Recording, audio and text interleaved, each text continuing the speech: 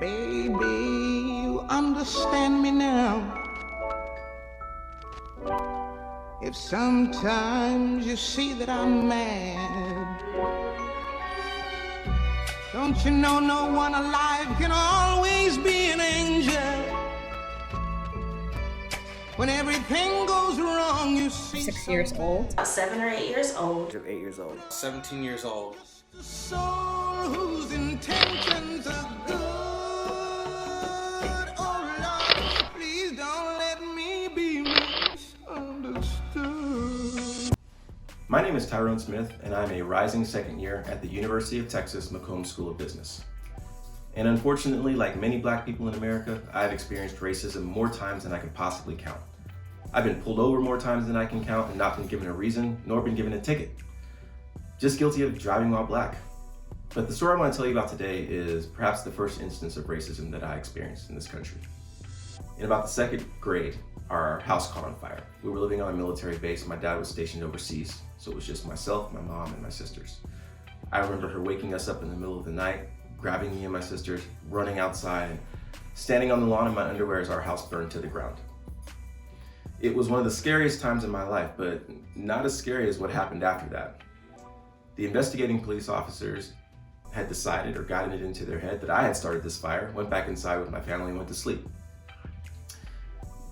About a week later, they picked up myself and my mom from our temporary housing, took us down to the police station, locked my mother outside of the room, and interrogated an 8-year-old boy for 6 hours straight, eventually coercing a confession out of me, like so many people have been coerced confessions in the history of this nation.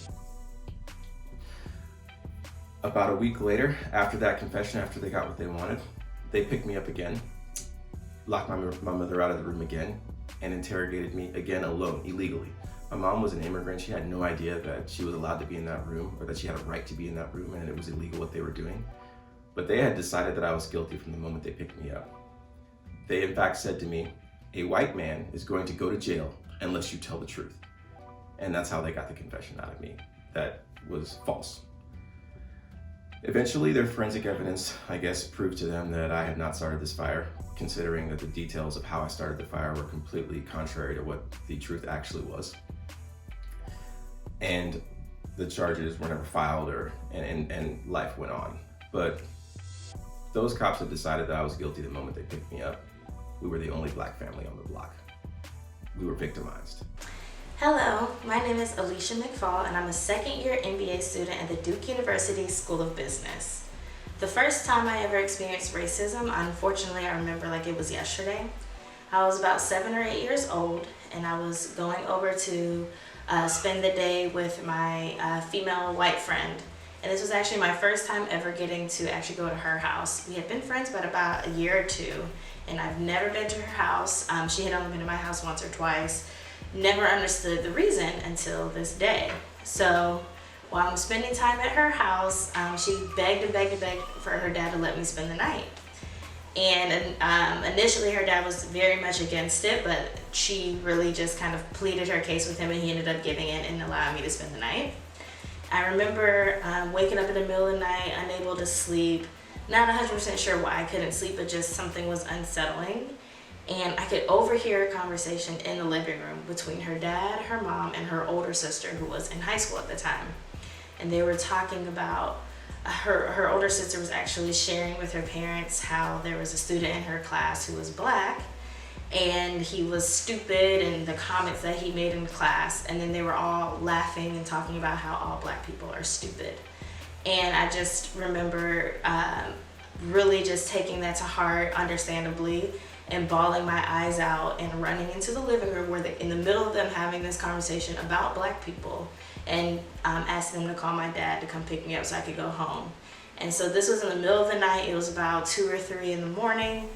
And this is literally a very traumatizing experience for me, and I remember it very vividly. Looking back and remembering as an adult, and as I got older, I realized that they had a giant Confederate flag in their living room, basically covering up the entire wall behind the couch. So just very clear signs that they were clearly racist. I finally understood why I was never allowed to hang out with their daughter and why they had such a big issue with it. And unfortunately, after that situation, we never really got the opportunity to hang out again because I really didn't feel comfortable or safe spending time with her. And although she had no issue being my friend, just because her parents were so against it and made me feel so unsafe and uncomfortable in their home, we never hung out again. So that was my first time really experiencing racism, and it was very, very difficult for me. It was very painful for me, and from then on, I really started to try to find more friends who looked like me because I was afraid of going through that experience again and having another situation where my friends' parents didn't accept me just because of my skin color. Hi, my name is Anthony, and I'm an MBA student at the Wharton School of UPenn. The first time I personally experienced overt racism happened this year in my first year of my MBA program. After a school-wide event, I was getting on a bus to get driven back from the venue we were at. It was a packed bus, as it was the last one, and unfortunately, someone had gotten sick on the floor in the middle of the bus, so the front was especially packed. As people packed in, there was some squeezing going on, a little pushing, a little shoving, and I found myself bunched in a seat. In the seat already was a couple, and for some reason the boyfriend took exception to this and a verbal altercation ensued. At first, this was not a big deal. Verbal altercations happen every day, but I felt singled out for no clear reason because the situation was apparent with what was going on in terms of people squeezing onto this last bus. And I didn't do anything above and beyond anyone else to deserve this directed attack. But because I felt attacked, I engaged this person in a shouting match, in which resulted in him telling me I should just get off the bus and that I was only here because I was a diversity admin. Now, obviously, this was a sophisticated way of calling me the N-word. It was clear from his demeaning tone that he believed I was only admitted to the school based off the color of my skin and that I didn't belong and that I was not as capable or competent as my white peers. He was trying to make me feel less than, which I've never experienced so directly before. So as you can imagine, it affected me in a way that no other words ever have. I spiraled out of control and was overcome by so many emotions, and I had many people trying to calm me down as I was acting out of character and was beyond upset. But while experiencing this strong overcoming of emotions that I've never felt, because of the people around me, I didn't let this escalate past a shouting match. And while I eventually got over it, it was something that bothered me for weeks, as I dreaded seeing this person again while I walked the hallways, in fear that my emotions would be triggered and I wouldn't be able to control myself. But I never seen him again. To this day, months later, I've been patient in trying to work with my institution to hold the student accountable. But of course, that hasn't happened yet, and I'm starting to lose hope that it ever will. But I tell this story to let people know that racist people exist everywhere in society and will rear their heads at moments you least expect. Being at one of the top MBA institutions in the world, I never expected that this would happen. But then again, the Amy Coopers of the world remind everyone that racist people's true colors show when they feel they are being challenged by Black people. I was pushing Lyles in the swing like I did on occasion when he was able to come out to recess. Lyles was disabled, and I had a kinship for him. In my 9-year-old mind, I thought he was relatively helpless and seemingly lonely. No one ever talked to Lyles, and he didn't know how to communicate like the rest of us. And this was mine and probably most of our first exposure to someone like Lyles. And I remember thinking of him as a baby stuck in a teenager's body because he was so much bigger than the rest of us. And now I realize he was probably much older than the rest of us. And again, I was pushing him in the swing, and he jumps out and starts running in a circle. And he does that tangent quite often when he's out there. And I then proceed to head back over to the Foursquare game. And as I'm walking back, I hear, "Watch it, Ninja!" And I swear the entire playground seemed like it froze. His voice was so vociferous that I feel like it rippled through the entire, all of the students, the teachers outside. And so I turn around and I see this kid yelling at Lyles. And so I pace back over there and I'm like, "What are you doing to him?" And he's like, "He ran into me." And I look over at Lyles, and he's holding his arm and looks so sad. And I have this visceral reaction. I grab the kid's arm and I'm like, did you hit him? And he grabs my hair, and we're literally standing there in this death grip. And Lyles' teacher comes over and breaks us up and escorts Lyles back to their classroom. And one of the teachers takes the kid and I to the principal's office. I don't recall the details of being in the principal's office. I just know that we talked, and we probably went right back to our respective classrooms. The kid and I actually were in the same class. And I imagine one of the teachers told the principal what happened, and they were just like, let's not open this can of worms, just send them back to class. And so we're walking back into class, and my teacher, who I'm sure heard what happened but didn't necessarily know the details, looked at myself and the kid, and the kid's arm was red from where I was grabbing him. And she looked at him and she said, "You deserve to be in jail. How dare you do that to him? You belong in jail." And I just feel so defeated, and I just couldn't believe that she villainized me in front of my entire classroom like that, after I felt like I was exemplifying what at that point I knew about right and wrong, about how best to exist in society, about championing someone who had no voice. And for her to then tell me that I was behaving in a manner that deserved jail time or being in jail at 9 years old, I couldn't fathom. I just didn't understand, right? Like, it wasn't that I couldn't believe it, I just couldn't understand it. I couldn't process it. So I walked back to my desk and I just sit there and I cried the rest of the class. And I never had a conversation with my parents about this, at least at the time, because I just didn't know what I had done wrong, and I just didn't know how to explain it.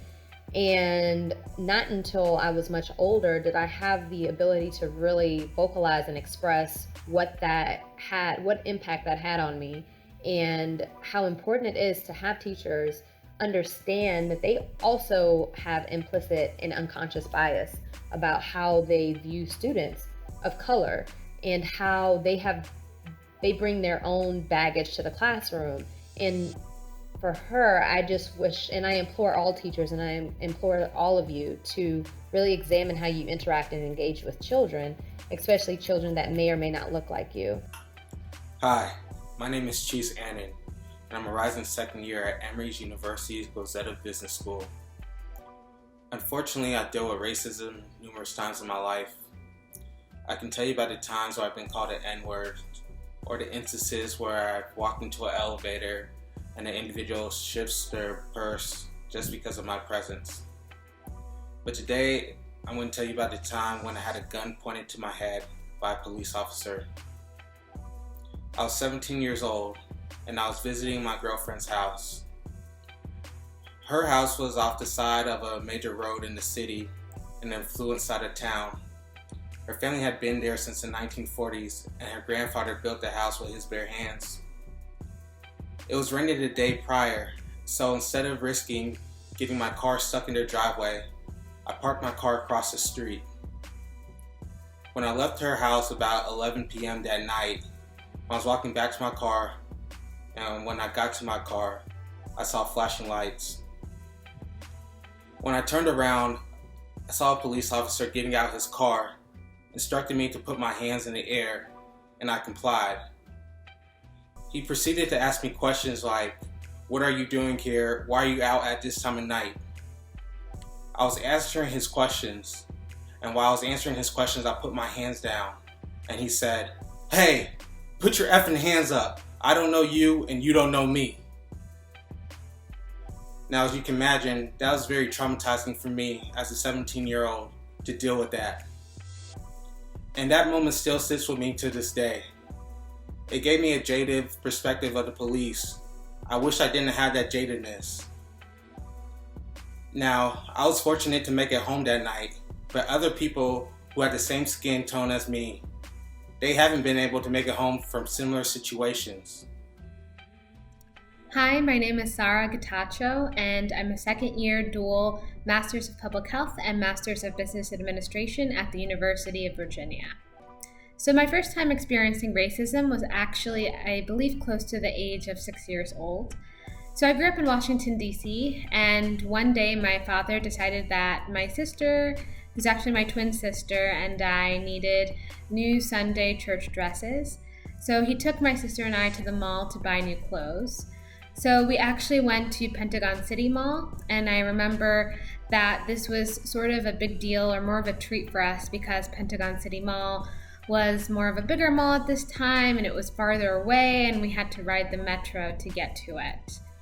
So once we got to the mall, we browsed some stores, we bought some clothes, and so my father was carrying some bags as we decided which store we wanted to go to next. So we decided that we actually wanted to go into Gap and look for some clothes. So once we got into Gap, my sister and I hurriedly went and picked out some dresses with the help of my father, and we decided to try them on. And so we were modeling the dresses, decided what we liked, what we didn't like. And so after about 30 minutes of trying on clothes, we decided that nothing was really for us. We didn't want to buy any of these clothes, and we wanted to leave and go to some more stores. So right as we were getting ready to leave, one of the shopping attendants actually stopped us and told us that before we could leave, she would have to look through all of our bags to make sure that we didn't take any of Gap's clothes. And so this shopping attendant was actually a Black woman. And so my father looked at her and asked her, why are you stopping us? We obviously didn't take any of Gap's clothes. These shopping bags are from other stores. Why are you doing this to us? I just want to enjoy the day with my daughters. And so she kind of looked at us in this nervous way and said, I'm so sorry, but the store manager is actually making me do this, and I have to do this if I want to keep my job. And so I turned around to see the store manager and saw, this white woman at Gap's desk, kind of giving us this accusatory look and moderating the situation that was happening. And so behind, the Black shopping attendant was also this burly white security guard, sort of also looking over us, making sure that my father complied with the search, making sure that we did not leave the store and could not leave the store until the search was done. And so, of course, my father was sort of stuck between a rock and a hard place. He wanted to show us that it was okay to stand up for ourselves, but also wanted to show us that, in dangerous situations like these, it's important to survive and comply. He also wanted to make sure that this Black shopping attendant could keep her job. And so this was very shocking to me. At the same time, I was seeing white families come and go into the store at ease, at will, and I was very confused about why this was happening to us. So, my father did comply. He did allow the shopping attendant to look through the bags, to take out all the clothes we had bought, and to visibly see that we obviously were not trying to steal any of Gap's clothes. And so we did leave. We left Gap, and I was confused. My sister was confused, and my father had to sit us down and have a conversation about the racial inequities that existed in the United States, and that this would probably not be the last time we were either followed into the store or that our bags would be searched. And also about the very difficult job that Black shopping attendant had to do in order to survive in the United States. And my father was right. It definitely would not be the last time that I would be followed in a store, that I would be asked to open my bags and to show if I had stolen from a store. And those are the inequities that we deal with on an ongoing basis. Hi, my name is Maurice Watkins, and I'm an MBA student at the University of Michigan. The first time that I experienced overt racism or prejudice was at the very young age of 8 years old. I remember this experience vividly because of the way that I froze in that moment, but also because of the lessons that I took away from that experience. For starters, I'll start by saying that I grew up in a predominantly white neighborhood, which was heavily reflected all throughout my schooling, all the way up through high school. In third grade, I remember anytime that we moved throughout the building, we always moved in 2 single file lines, one for girls and one for boys. On this particular day, I remember reaching our destination and there being a weird and unusual gap in the girls' line. At the same time that I noticed this, I overheard other students saying, "Don't get too close to her, and she's ugly because of her brown skin." You see, they were talking about another classmate of ours, Dominique, who also just so happened to be the only other black student in our entire grade. They were saying these things that she was ugly and not to get too close to her in fear that they might catch something because of her blackness. And it's just as simple as that. And as I mentioned earlier, I froze in that moment with so many different thoughts running through my head. Some of which were, did they think the same thing of me? Because I'm also black. Am I ugly? And what should I do or say? The moment came and went before I knew it, and I didn't do anything. But the memory is forever imprinted in my head.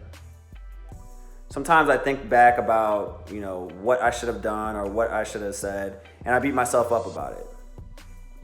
Mainly because I know that I should have taken some action, and I didn't. As I mentioned, I froze.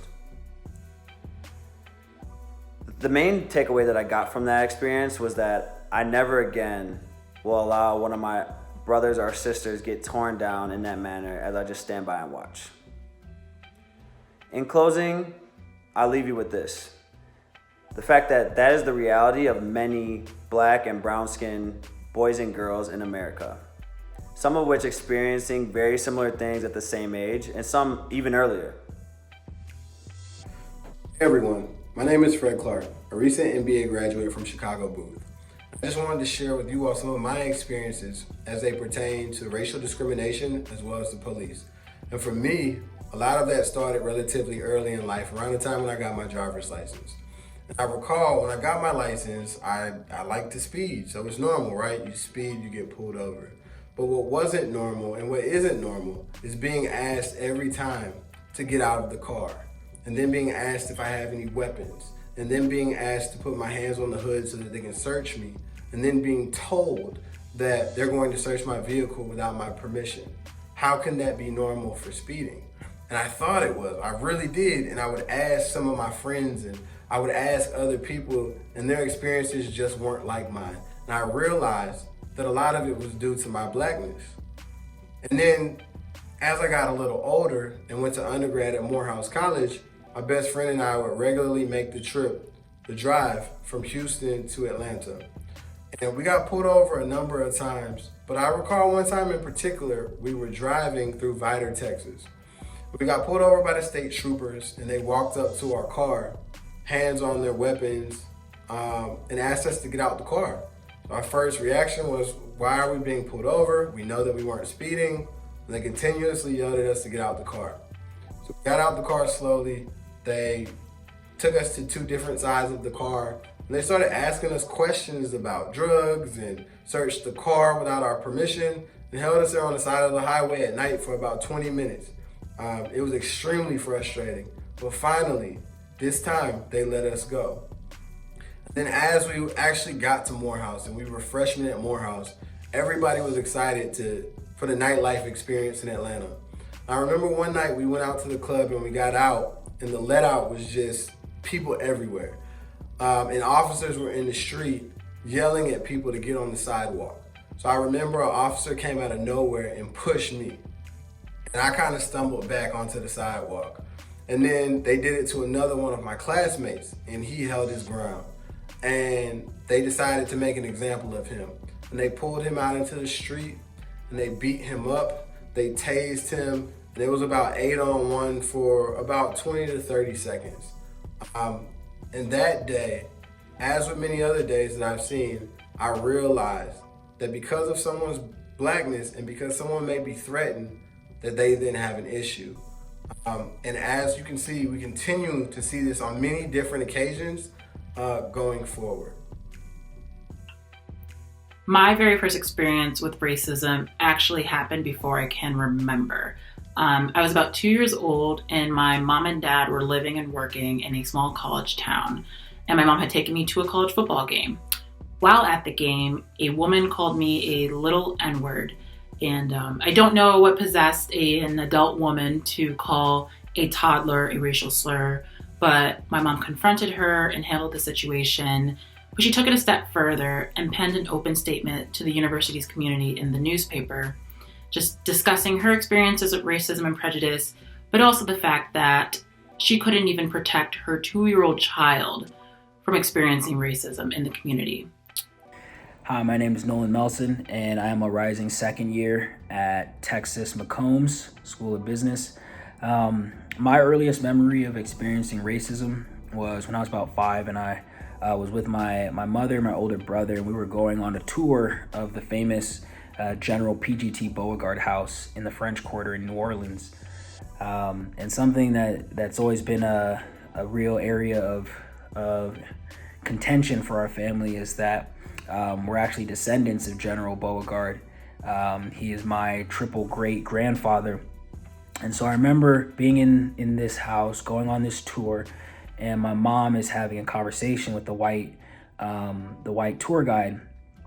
And, she shares with the tour guide, who was a white woman, shares with her that, we're descendants of General Beauregard through this particular family member, and we're actually a descendant of one of the slaves that his family owned. So when the tour guide heard this, she just, had this look of disgust at the thought of that, and at us, that the great general, would have relations with one of his slaves. Just the idea of that just really didn't sit right with her, and the way that she looked at us showed that she had this sort of hatred towards us, towards me, and towards my family.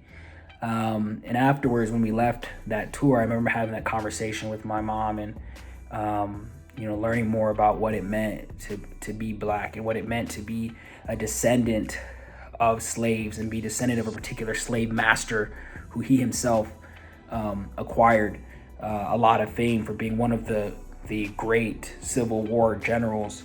And so I always thought about this throughout my life, and ultimately when I ended up going to West Point and learning more about General Beauregard's experience, about when he also went to West Point, graduated from West Point, and then he ended up in 1861 being the superintendent of West Point, and actually left that role in 1861 when the Civil War broke out. He went in and became a general in the Confederate Army and led the battle at Fort Sumter.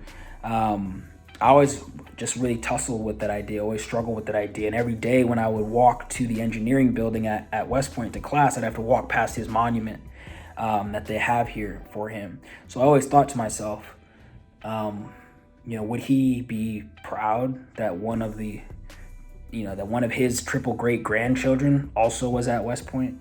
Or would he look at me like, that me being, a African-American cadet at the time had no place at this esteemed institution, this hallowed ground of leadership that is the United States Military Academy at West Point. And so it's always been a big thing of contention for me. And I think that really his monument and all the monuments of different Civil War generals really need to be taken down. And I think his monument, particularly at West Point, should be replaced with a great African-American general, West Point grad, who should take his place in that monument. So it's something I've always struggled with, but it still carries on with me today. And I'll never forget that moment I experienced when I was 5 in the general's house. Never forget the experiences I felt when I was walking to class as a cadet, and never forget, how I feel today when I read the articles about taking down Civil War generals' monuments. And I think it's something that needs to be done. Hi, my name is Briana Jones, and I'm a second-year MBA student at the University of Michigan, Ross School of Business. And probably the most overt racist experience that I've had was actually last summer on a school trip. I'm known to the Ross community as MTREC, but a lot of schools do something similar. So I went to Vietnam and Malaysia, and at this point was over halfway through the trip, so hadn't seen a Black person, period, in days. As the only Black person on the trip, and one of 3 persons of color on the trip. But we're out to dinner, and one of the white male trip leaders, so a second-year student, says to one of the white female trip leaders, he asks her if her boyfriend or ex-boyfriend, who was a police officer, if he makes her wear blackface so that he could thoroughly or properly choke her during sex. And I'm sitting right next to this man as we're having dinner, and I don't even know what to say. Like, I'm so beyond disgusted, so beyond pissed, and just, maybe I shouldn't have been shocked, but I was, and literally just could not even form the words to check this man in the way that he should have been. But at that time, someone else stepped in, someone I definitely consider to be an ally, stepped in and said something. And after that, I popped in and said something in addition to that as well. And I'm thankful for that. But there was nothing that was going to help me to enjoy the rest of that trip, after he said that. Not the fake little apology I got, not the outreach from other members on the trip.